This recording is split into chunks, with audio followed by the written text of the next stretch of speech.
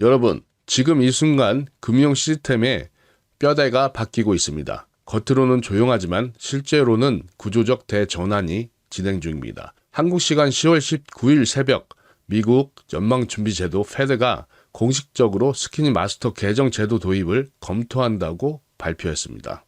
이는 블록체인 핀테크 기업들이 이제 은행 없이도 페드 결제망에 직접 접근할 수 있는 길이 열린 것을 의미합니다. 지금까지는 암호화폐 회사들이 미국 금융 시스템을 이용하려면 반드시 은행을 거쳐야 했습니다.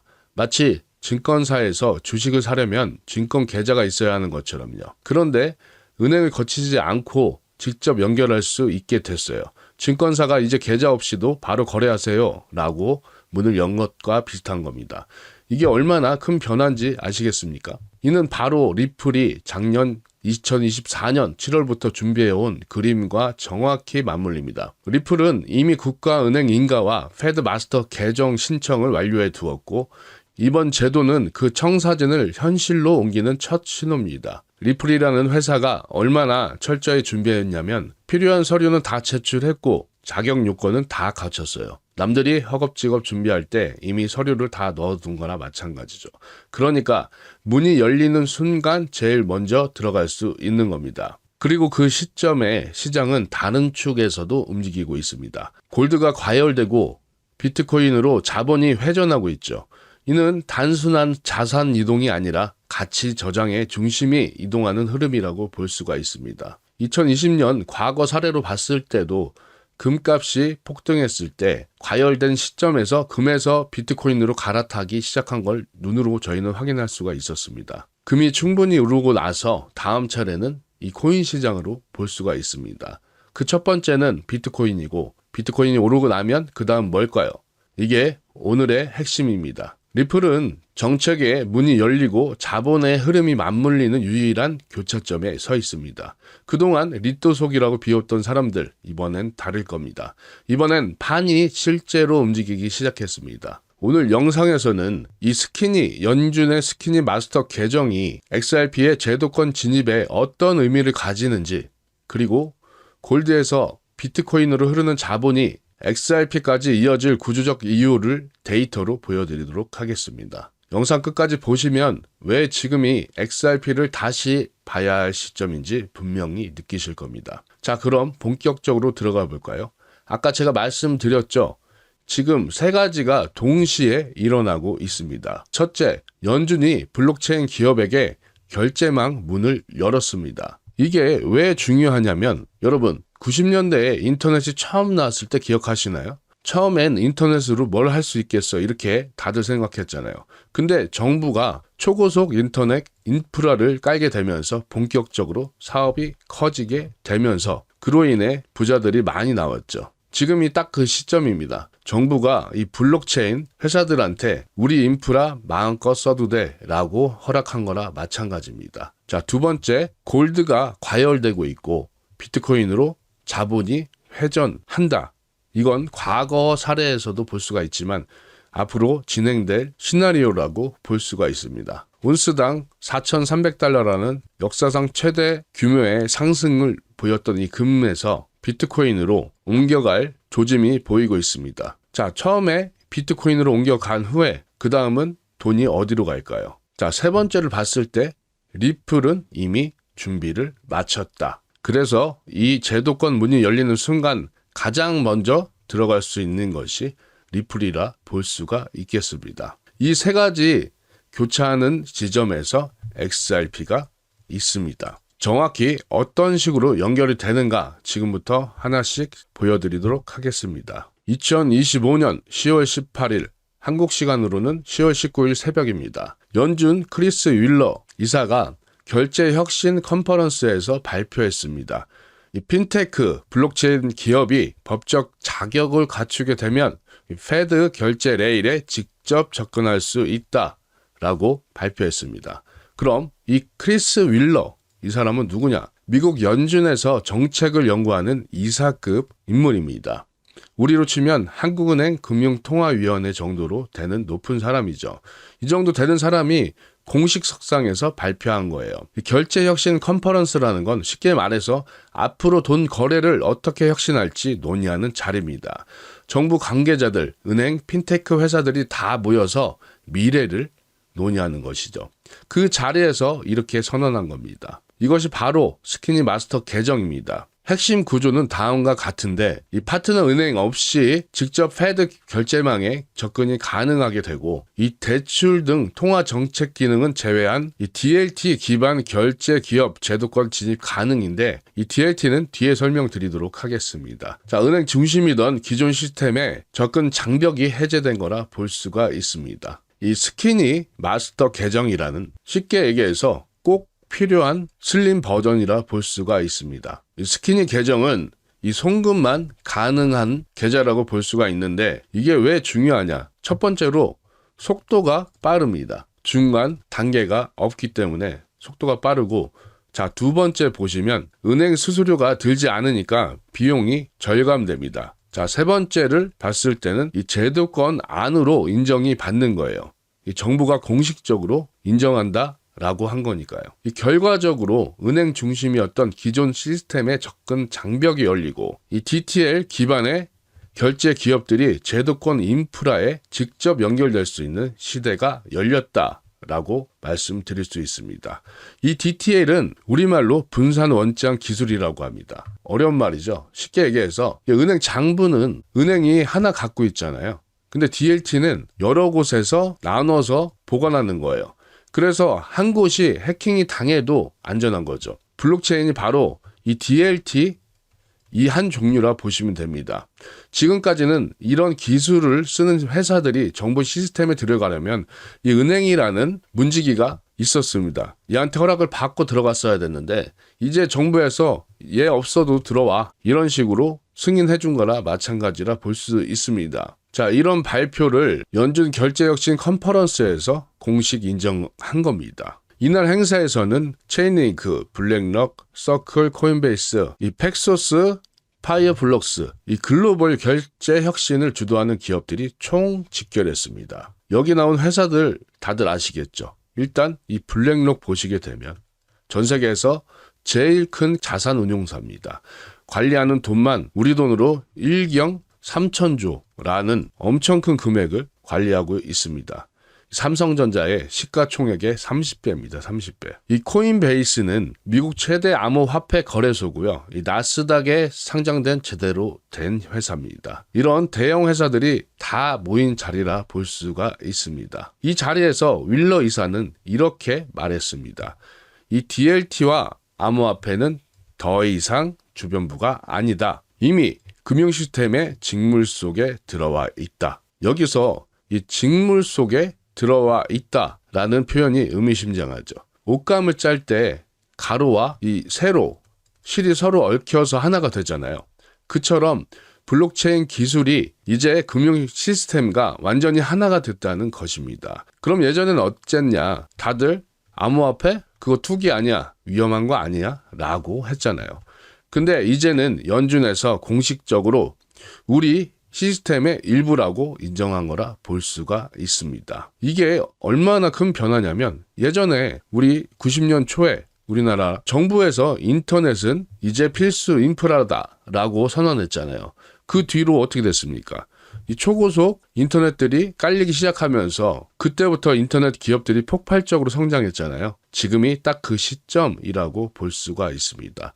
연준이 블록체인 결제를 금융 시스템의 공식 구성 요소로 인정한 순간이라 볼 수가 있는데 연준은 안전성을 보장하는 공공 인프라로 민간은 혁신을 추진하는 엔진으로 역할을 분담하겠다는 입장을 공식화했습니다. 좀 더 쉽게 얘기하게 되면 이 연준은 이 시스템이 안전하고 안정적으로 돌아가게 할 테니까 그러니까 이제 해킹도 막고 뭐 사기도 막고 이런 걸 할 테니까 대신 너희 블록체인 회사들은 그 안에서 새로운 서비스를 마음껏 발휘해라, 개발해 이런 식으로 한 것이고 이 민간 역할은 혁신을 추진하는 엔진으로 역할을 분담하겠다는 입장을 공식화한 거라 볼 수가 있습니다. 리플은 이미 그 문 안에 발을 들여놓고 있습니다. 2019년 패스터 페이먼츠 카운슬 창립 파트너에 참여했습니다. 또 2024 2014년 8월 리플 임원 2명이 연준 자문 그룹으로 공식적으로 합류했습니다.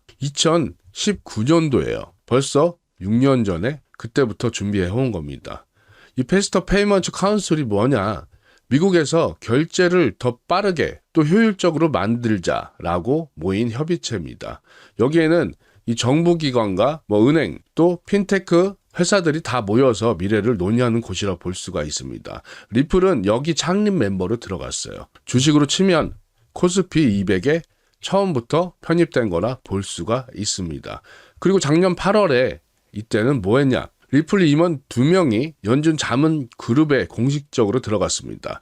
이게 무슨 의미냐면 정부가 정책을 만들 때 이 리플의 의견을 듣는다는 것입니다. 부동산으로 치면 정부가 부동산 정책을 만들 때 자문 의원으로 들어간 거나 마찬가지라 볼 수 있습니다. 게다가 이 세인트 루이스 런주는 공식적으로 이렇게 언급했습니다. 리플 프로토콜은 통화에 구애받지 않고 미국 결제 시스템과 공존할 수 있다라고 밝혔는데 이 세인트 루이스 연준은 미국 연준의 지역 본부 중에 하나라고 볼 수가 있습니다. 여기서 연구원이 공식 보고서에 이렇게 썼어요. 이런 식으로 썼는데 통화에 구애받지 않다. 이게 핵심이라 볼 수가 있습니다. 달러든 원화든 엔화든 유로든 어떤 화폐든 상관없이 리플 시스템으로 보낼 수가 있다는 것입니다. 지금 해외 송금 해보신 분들은 아시겠지만 은행 가서 수수료 엄청 내고 시간도 오래 걸리고 그렇잖아요. 그러나 이 리플 시스템은 어떤 화폐든 빠르게 싸게 보낼 수가 있습니다. 그리고 연준이 우리 시스템이랑 같이 써도 문제 없다라고 공식 인정한 거라 볼 수가 있습니다. 즉 XRP 레저는 미국 결제 인프라와 기술적으로 호환 가능한 유일한 블록체인 결제망 중 하나로 평가받고 있습니다. 호환이 가능하다. 이것이 왜 중요하냐면 여러분들 스마트폰 보세요. 아이폰이든 갤럭시든 카카오톡은 다 되잖아요. 이게 호환성이라 볼 수가 있습니다. XRP가 딱 그래요. 미국 시스템이랑 완벽하게 연결될 수 있다는 거예요. 그리고 유일한 블록체인 중 하나라고 이렇게 표현했습니다. 암호화폐가 수천 개인데 미국 정부에서 공식 인정한 건 손에 꼽습니다. XRP가 그 중 하나라고 볼 수 있는 것입니다. 이건 정부가 그냥 우량주라고 인정한 거라 볼 수 있지 않겠습니까? 저는 그렇게 생각합니다. 자, 2025년 들어 골드는 시가총액 30조 달러를 돌파하면서 과열 국면에 진입했습니다. 그런데 불과 며칠 만에 마이너스 6%라는 급락을 겪었고 2013년 이후 최대 낙폭을 기록했습니다. 약 1조 7천억 달러가 증발했습니다. 이 6%라는 수치는 별거 아닌 것 같이 보여도 금시장에서는 6%는 엄청난 겁니다. 금은 원래 안정적으로 조금씩 움직이는 자산이잖아요. 1.7조 달러라는 건 우리 돈으로 2,200조입니다. 삼성전자 시가총액이 400조 원 정도 되는데 그게 5개 넘게 빠진 겁니다. 과거로 봤을 때도 2020년 사이클을 보시게 되면 골드 가열 이후에 비트코인으로 가고 그 다음 알트코인으로 자본들이 움직이는 걸 저희는 눈으로 확인한 적이 있죠. 이 비트와이즈 데이터에 따르면 골드 자본의 1%만 이 비트코인으로 회전이 되면 비트코인은 134K, 5% 회전 시 240K도 도전할 수 있다라는 데이터가 나오고 있습니다. 비트와이즈는 미국의 대형 자산 운용사예요. 여기서 계산한 겁니다. 지금 비트코인이 110K에서 왔다 갔다 하고 있잖아요. 그러니까 금에서 나온 돈이 본격적으로 비트코인으로 확장이 된다고 하면 2배 이상 갈 수 있다는 계산이 나오는 겁니다. 이 골드의 시간은 끝나고 비트코인의 시간이 왔다. 이것이 지금 글로벌 자본시장의 내러티브입니다. 말이 좀 어렵죠. 쉽게 이야기하면 시장의 이야기, 큰 흐름이라 볼 수가 있습니다. 주식 투자하시는 분들은 다들 아시잖아요. 2000년대 초반에는 IT가 대세였고 2010년에는 바이오가 핫했고 최근엔 2차전지 반도체 이렇게 시대마다 돈이 몰리는 테마가 있습니다. 지금 큰 손들이 말하는 게 뭐냐? 이제 금은 됐어. 충분히 올랐습니다. 그 다음 비트코인이냐? 이런 식으로 큰 흐름이 이런 것입니다. 그리고 역사를 보면 이 비트코인이 오르고 나서 그 다음이 어디로 갔을까요? 바로 알트코인이죠. 그리고 이번 사이클의 차이점이라 하면 이 정책과 자본이 처음으로 같은 방향으로 맞물리고 있다라는 것입니다. 여러분, 역사는 반복됩니다.